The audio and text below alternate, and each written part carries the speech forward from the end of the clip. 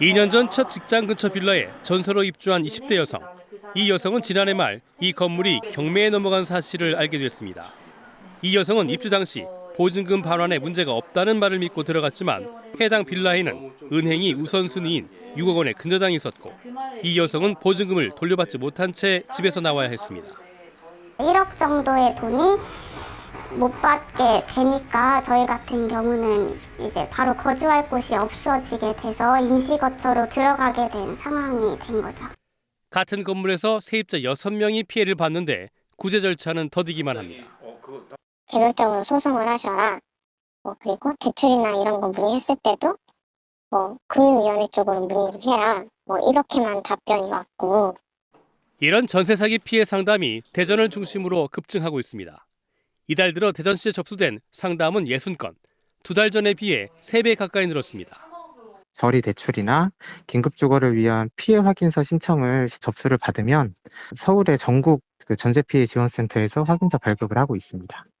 피해를 호소하는 세입자들은 원룸이 많은 대전 서구에 집중됐는데 피해 사실 확인과 구제에 속도를 내야 한다는 지적이 나옵니다. 지자체와 경찰청 간의 정보 공유가 명확히 될 수 있도록 피해 지원 센터가 설치가 돼서 하루빨리 피해자분들이 피해 구제를 받으셨으면 좋겠습니다. 정부도 임차인이 많은 지역에 현장 부서의 필요성을 밝힌 가운데 지역 전세 사기 피해 지원 센터가 필요하다는 목소리에 힘이 실리고 있습니다. KBS 뉴스 최선중입니다. 서울 강서구를 중심으로 활동했던 사기 조직의 빌라 관리 대장입니다.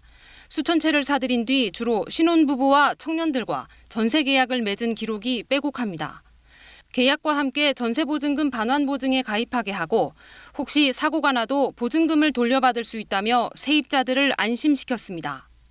보증보험은 목돈이 없는 세입자들이 전세금을 대출받을 때에도 활용됐습니다. 그러고는 전세 계약이 끝나면 보증금을 못 돌려준다며 버티거나 잠적해버렸습니다. 허그에 돈을 요청하겠다. 허그로 통해서 주겠다. 그리고 되게 당당하게. 세입자를 보호하기 위한 전세금 보증 제도가 사기 조직에게는 범행을 실행할 발판이었던 셈입니다. 보증보험 가입은 매번 무사 통과였습니다. 심사 절차가 뭐 있나요? 신청 단계에서 심사는 끝나는 거예요. 전세가율이랑 이런 비율만 맞으면 그냥 끝나는 거예요. 실제 주택도시보증공사는 보증보험 가입을 결정할 때 전세가율과 가압류 설정 여부 등만 따집니다. 임대인이 누군지는 가리지 않습니다. 보증금 사고를 낸 적이 있는 악성 임대인만 아니라면 사기 조직과 관련이 있는지는 살피지도 않았습니다. 주택도시보증공사는 현행법상 사전에 임대인에 대한 정보를 얻을 방법이 없다고 설명했습니다.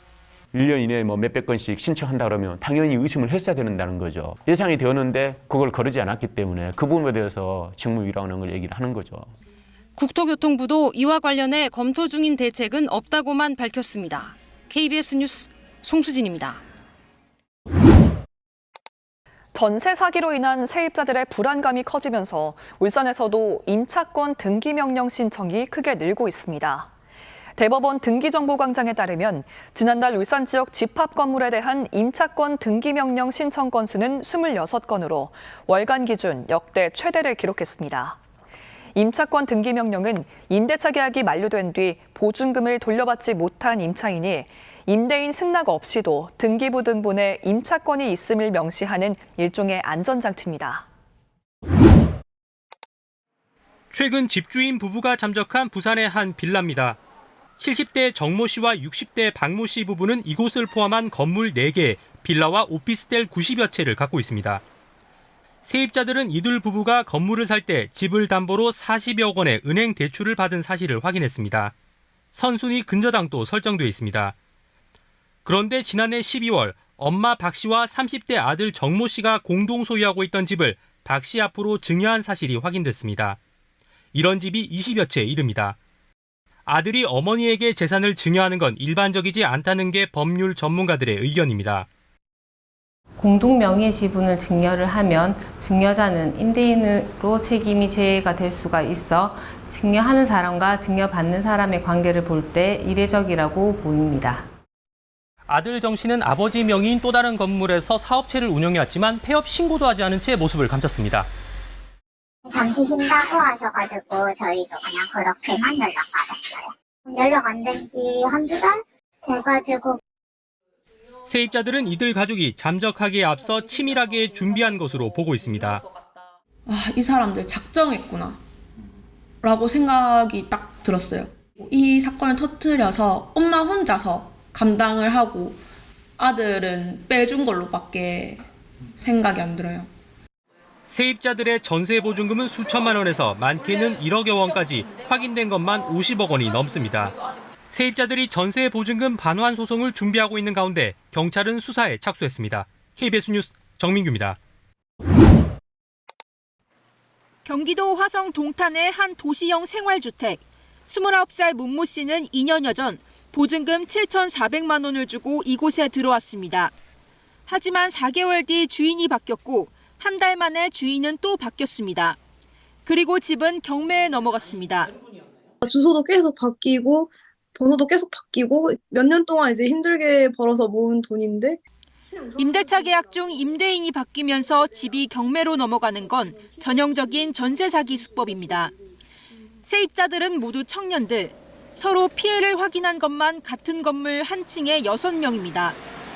인근에서 오피스텔 250여 채를 보유한 부부 임대업자의 세금 체납으로 보증금을 떼일 위기에 놓인 것도 대부분 청년입니다.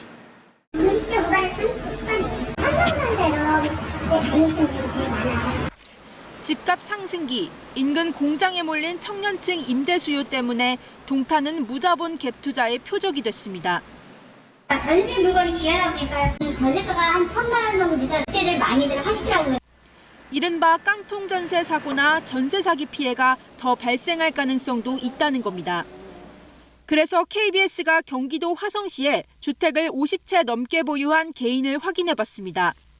모두 14명, 보유주택은 800채가 넘고 이 가운데 80%가 동탄 신도시 일대에 집중됐습니다.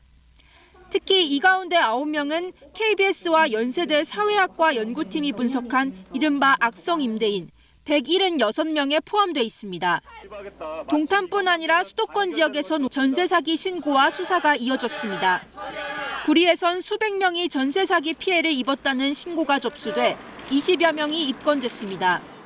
수도권에서 무자본 갭 투자로 임대업을 하면서 140여억 원을 가로챈 30대 최모 씨는 사기 혐의로 구속 송치됐습니다.